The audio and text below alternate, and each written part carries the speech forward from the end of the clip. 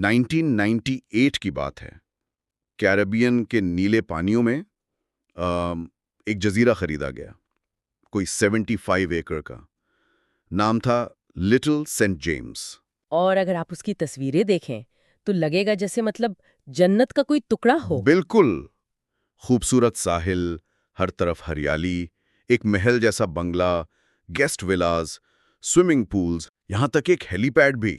لیکن اس جنت کے پردے کے پیچھے ایک ایسا راز چھپا تھا جو آگے جا کر دنیا کے طاقتور ترین لوگوں کو ہلا کر رکھنے والا تھا۔ اور وہی راز ہمیں آج کے ٹاپک یعنی ایپسٹین فائلز تک لاتا ہے۔ جی، یہ فائلز جیفری ایپسٹین نام کے ایک امریکن سرمایہ کاری سے جڑی ہیں جس پر کم عمر لڑکیوں کے جنسی استحصال کے بہت سنگین الزامات تھے۔ وہ 2019 میں جیل میں مردہ پایا گیا۔ تو آج ہم اس پورے معاملے کی تہہ تک جائیں گے، یہ سمجھنے کے لیے کہ یہ صرف ایک شخص کے جرائم کی کہانی نہیں ہے۔ بالکل نہیں، یہ طاقت، پیسے اور اثر و رسوخ کے ایک پورے نظام کی کہانی ہے۔ یہاں ایک بات واضح کرنا بہت ضروری ہے، ان فائلز میں دنیا کے بڑے بڑے نام سامنے آئے ہیں، سیاستدان، بزنس مین، یہاں تک کہ شاہی خاندان کے لوگ بھی۔ لیکن کسی کا نام آنے کا مطلب یہ نہیں کہ وہ مجرم ہے۔ ہاں بالکل، ہمارا مقصد الزام لگانا نہیں بلکہ یہ سمجھنا ہے کہ یہ سب کچھ ہوا کیسے، اس کے پیچھے کی حقیقت کیا ہے۔ بالکل، تو چلیں شروع سے شروع کرتے ہیں۔ یہ جیفری ایپسٹین تھا کون؟ ایک معمولی میتھس کے ٹیچر سے ارب پتی بننے تک کا اس کا سفر کیسا تھا؟ یہ واقعی حیران کن ہے۔ 1970s میں وہ ایک اسکول میں میتھس اور فزکس پڑھاتا تھا، لیکن اس کی نظریں وال اسٹریٹ پر تھیں۔ اور وہ وہاں پہنچا اور پھر اس نے پیچھے مڑ کر نہیں دیکھا۔ اس کی کامیابی کا راز اس کی شخصیت میں تھا۔ وہ لوگوں کو متاثر کرنے کا ہنر جانتا تھا۔ اچھا، جیسے اس نے وکٹوریا's سیکرٹ کے مالک ارب پتی لیسلی ویکسنر جیسے لوگوں کا اعتماد جیتا۔ وہ ان کے پیسے مینج کرتا اور بدلے میں کروڑوں ڈالر کمیشن کماتا۔ تو یہ صرف فائنینشل مینجمنٹ نہیں تھی؟ نہیں، وہ ان کی زندگی کا حصہ بن جاتا تھا، اور اسی پیسے اور تعلقات کی بنیاد پر اس نے اپنی، اب کہہ لیں، ایک پراپرٹی کی سلطنت کھڑی کر لی۔ اور کیا سلطنت تھی؟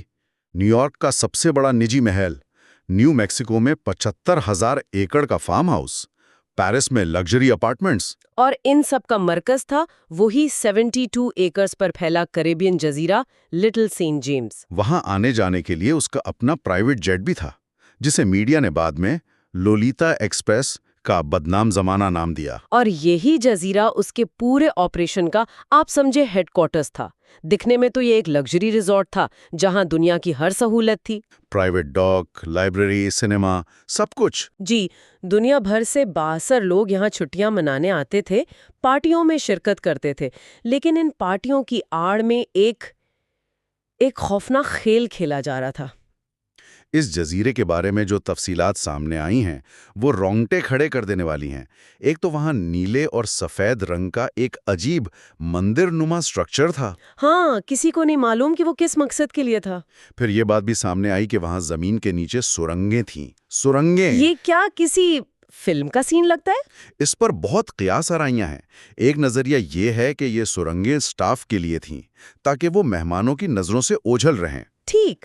لیکن دوسرا اور زیادہ خوفناک نظریہ یہ ہے کہ یہ خاص مہمانوں کے لیے فرار کا خفیہ راستہ تھیں، یا پھر لڑکیوں کو ایک جگہ سے دوسری جگہ منتقل کرنے کے لیے استعمال ہوتی تھیں۔ اور پھر ہر کونے میں CCTV کیمراز، عجیب و غریب مجسمے۔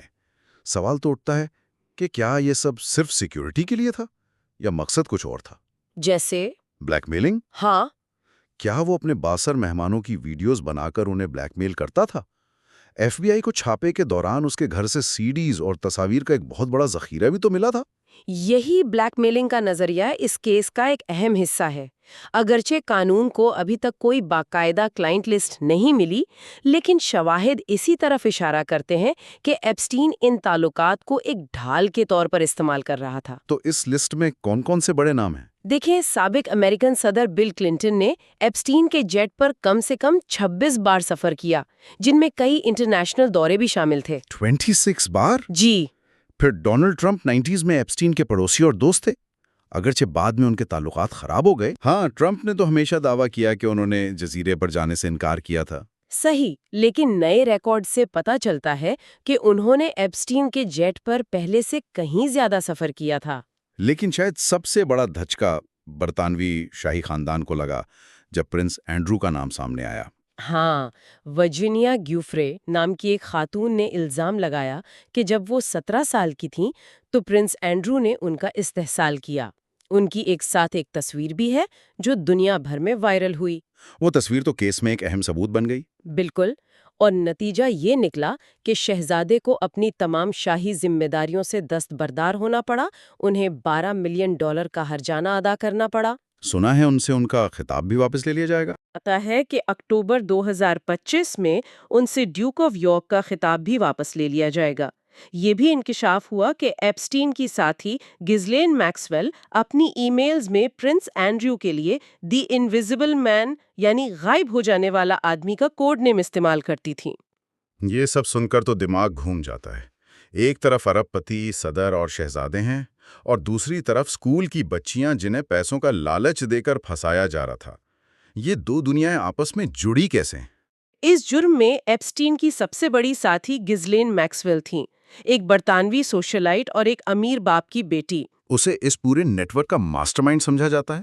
ہاں، اس کا کام کم عمر اور غریب گھرانوں کی لڑکیوں کو نوکری، تعلیم اور پیسوں کا لالچ دے کر بھرتی کرنا تھا۔ وہ انہیں یقین دلاتی کہ ایپسٹین ایک بہت بڑا آدمی ہے اور ان کی زندگی بدل سکتا ہے۔ تو یہ پورا نظام یہ بے نقاب کیسے ہوا؟ اس کی شروعات 2005 میں ہوئی جب کورٹنی وائلڈ نام کی ایک لڑکی نے ہمت کر کے فلوریڈا پولیس میں ایپسٹین کے خلاف پہلی رپورٹ درج کروائی۔ اور جب پولیس نے تحقیق شروع کی تو ان کے ہوش اڑ گئے، کیونکہ یہ ایک لڑکی کا معاملہ نہیں تھا بلکہ درجنوں لڑکیوں کی ایک لمبی فہرست تھی۔ تو اسے گرفتار کیا گیا ہوگا، سزا ہوئی ہوگی۔ یہاں سے اس کہانی کا سب سے متنازع اور آپ کہہ لیں شرمناک باب شروع ہوتا ہے۔ 2008 میں جب ایپسٹین کو عمر قید کی سزا ہونی چاہیے تھی، تب ایک خفیہ ڈیل کی گئی۔ خفیہ ڈیل؟ جی، اس وقت کے امریکن اٹارنی الیگزینڈر اکوسٹا اور ایپسٹین کے مہنگے وکیلوں نے متاثرین کو بتائے بغیر ایک ایسا معاہدہ کیا جس نے ایپسٹین کو بچا لیا۔ ایک منٹ، آپ کہہ لیے کہ امریکن حکومت کے ایک وکیل نے متاثرین کو اندھیرے میں رکھ کر مجرم سے ڈیل کر لی؟ یہ کیسے ممکن ہے؟ اور یہ کوئی معمولی ڈیل نہیں تھی، اس نے نہ صرف ایپسٹین بلکہ اس کے تمام ممکنہ ساتھیوں کو بھی قانونی تحفظ فراہم کیا۔ تو سزا کیا ملی؟ سزا کے نام پر ایک مذاق کیا گیا۔ اسے صرف 18 مہینے کی قید سنائی گئی، جس میں سے بھی اس نے صرف 13 مہینے کاٹے۔ اور وہ آفس جانے والی بات؟ وہی تو، اسے دن میں 12 گھنٹے کے لیے اپنے آفس جانے کی اجازت تھی، وہ صرف رات گزارنے کے لیے جیل آتا تھا۔ یہ تو انصاف کا قتل ہے۔ اس کا مطلب ہے کہ اس کے طاقتور دوستوں نے اسے بچا لیا۔ بالکل یہی الزام لگایا گیا، لیکن کہانی یہاں ختم نہیں ہوئی۔ اصل دھماکہ 2018 میں ہوا، جب میامی ہیرلڈ کے صحافی جولی کے براؤن نے اپنی انویسٹیگیٹو رپورٹ پرورژن آف جسٹس میں اس خفیہ ڈیل کی پوری کہانی دنیا کے سامنے رکھ دی۔ اچھا، تو ایک صحافی کے رپورٹ نے اس کیس کو دوبارہ زندہ کر دیا؟ جی، اس رپورٹ نے پورے امریکہ میں جیسے آگ لگا دی۔ عوامی دباؤ اتنا بڑھا کہ حکام کو دوبارہ حرکت میں آنا پڑا۔ 6 جولائی 2019 کو جیفری ایپسٹین کو دوبارہ گرفتار کر لیا گیا۔ اور اس بار کوئی خفیہ ڈیل کام نہ آئی اور عدالت نے اسے ضمانت دینے سے بھی انکار کر دیا۔ اس وقت دنیا کے طاقتور ترین لوگ شاید یہ سوچ کر کانپ رہے تھے کہ اب ایپسٹین ایک ایک کر کے سب کے نام لے گا۔ لیکن ٹرائل شروع ہونے سے پہلے ہی وہ اپنی جیل کی کوٹری میں مردہ پایا گیا۔ سرکاری طور پر اسے خودکشی کہا گیا، لیکن یہ بات کسی کے ہضم نہیں ہوئی۔ یہ واقعی ممکن ہے کہ امریکہ کی سب سے محفوظ جیل میں ایسا ہو جائے؟ یہی تو سب سے بڑا سوال ہے۔ جب آپ تفصیلات دیکھتے ہیں، جس رات اس کی موت ہوئی، اس رات جیل کے CCTV کیمرہ خراب تھے، ڈیوٹی پر موجود 2 گارڈز سو رہے تھے۔ اور اسے موت سے کچھ ہی دن پہلے خودکشی کی نگرانی کی فہرست سے ہٹا دیا گیا تھا۔ بالکل، تو شکوک و شبہات پیدا ہونا لازمی ہے۔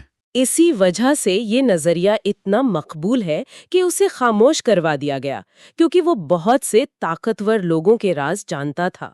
قانون نے تو اسے خودکشی ہی قرار دیا، لیکن یہ آج بھی دنیا کی ایک بڑی سازشی تھیوری بنی ہوئی ہے۔ ایپسٹین کی موت کے بعد تمام نظریں اس کی سب سے قریبی ساتھی گزلین میکسویل پر مرکوز ہو گئیں۔ اور وہ پکڑی گئیں۔ جی، ایف بی آئی نے تحقیقات جاری رکھی اور جولائی 2020 میں اسے ایک دور دراز فارم ہاؤس سے گرفتار کر لیا گیا۔ گزلین میکسویل قانون کے شکنجے سے نہ بچ سکیں۔ سزا کیا ہوئی؟ جون 2022 میں عدالت نے اسے 20 سال قید کی سزا سنائی۔ جج نے فیصلہ سناتے ہوئے واضح کہا کہ یہ بچوں پر ظلم اور ان کے اعتماد کو ٹھیس پہنچانے کی سزا ہے۔ تو ایپسٹین کی موت اور میکسویل کی سزا کے بعد ایسا لگا کہ شاید یہ کہانی ختم ہو رہی ہے، لیکن پھر اچانک ایپسٹین فائلز کا ذکر ہر طرف ہونے لگا۔ یہ ہیں کیا؟ یہ فائلز دراصل ورجینیا گیفو کے گزلین میکسویل کے خلاف دائر کیے گئے ایک پرانے مقدمے کی دستاویزات ہیں۔ ان میں گواہوں کے بیانات، ای میلز اور بہت سی دوسری تفصیلات شامل ہیں۔ تو یہ اچانک سے سامنے کیسے آئیں؟ سالوں تک یہ فائل سیل بند رہیں، لیکن جنوری 2024 سے عدالت نے انہیں عوامی کرنے کا سلسلہ شروع کیا۔ اور اب تو امریکن حکومت نے بھی۔ جی، نومبر 2025 میں ایک اہم پیش رفت ہوئی جب امریکہ کی دونوں بڑی سیاسی جماعتوں نے مل کر ایپسٹین فائلز ٹرانسپیرنسی ایکٹ منظور کیا۔ اس قانون کے تحت حکومت پر لازم تھا کہ وہ 19 دسمبر 2025 تک تمام متعلقہ فائل سامنے لائیں۔ صحیح، اور اس تاریخ پر تقریباً 30,000 صفحات کا نیا ڈیٹا جاری تو کیا گیا، لیکن یہ بھی کچھ بھی نہیں۔ کہا جاتا ہے کہ ابھی بھی 10 لاکھ سے زیادہ صفحات باقی ہیں۔ 10 لاکھ سے زیادہ صفحات؟ تو پھر پوری سچائی سامنے آنے میں اتنی دیر کیوں ہو رہی ہے؟ یہیں پر ایک کشمکش جاری ہے۔ ایک طرف شفافیت کا مطالبہ ہے کہ ہر نام اور ہر راز سامنے آئے، دوسری طرف متاثرین اور ان لوگوں کی پرائیویسی کا سوال ہے جن کا نام تو فائلز میں ہے لیکن ان کا جرم سے کوئی تعلق نہیں۔